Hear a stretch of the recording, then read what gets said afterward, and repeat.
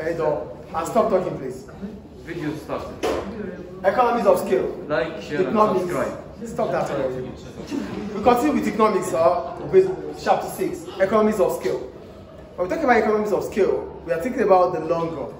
So as soon as, because it's in the long run, all factors become variable. That means we can expand, we can change in the long run. But in the short run, it is difficult to expand because it's in the short run. We're going to have one factor which is fixed.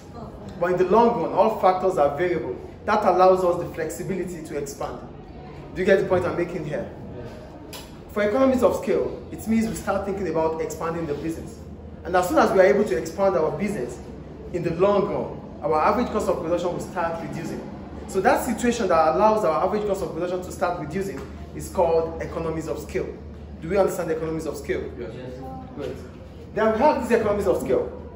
As soon as we start expanding and above the optimum level, we will start witnessing these economies of scale. So a cost disadvantage as a result of expansion brings about these economies of scale. A cost disadvantage as a result of expansion brings about these economies of scale. So I'm going to use the long run average cost curve to explain what economies and diseconomies of scale is. Here, we have our long run average cost curve. This is our cost situation. This is our cost. Our graph. This is our cost. The long run average cost curve is U-shaped. Why is it U-shaped? It is U-shaped because it's going to it starts from the economies of scale to the optimum level and to these economies of scale. So as soon as we increase our output, it is expected of our average cost to fall. Afterwards, getting to the optimum level here, we must not exceed it. If we exceed here, it gets to these economies of scale. One of the problems we could have, I'm going to kick both of you out now. Both of you. Why? I'm serious about it. Don't just ask me why. Don't ask me why. I know why. As soon as we're done, this is the optimum level. AB is the optimum level. A firm must not exceed the optimum level because if it does, it's going to incur these economies of scale. At that point in time, the firm will start witnessing a rise in its average cost of production. It's supposed to be falling, but as soon as you get down here, it starts increasing. That is what these economies of scale is. Do we get it? Camera. Leave her, it's okay. She's just going to pass to the other side. What? It's a disadvantage because our cost, it's expected of our cost to start falling as soon as our output is increasing. This is our output, right? It's increasing.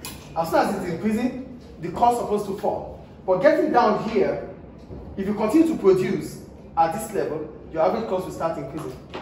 So if your average cost starts increasing, it is called diseconomies of scale.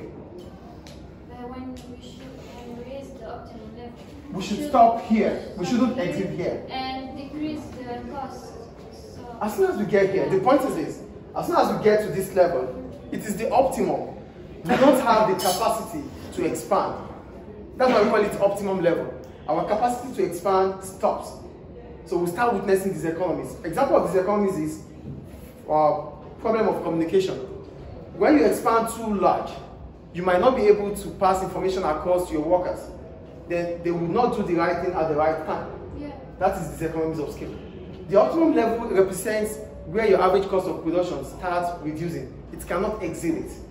If it exceeds it, then you start witnessing a high cost of production. That's why it comes back up.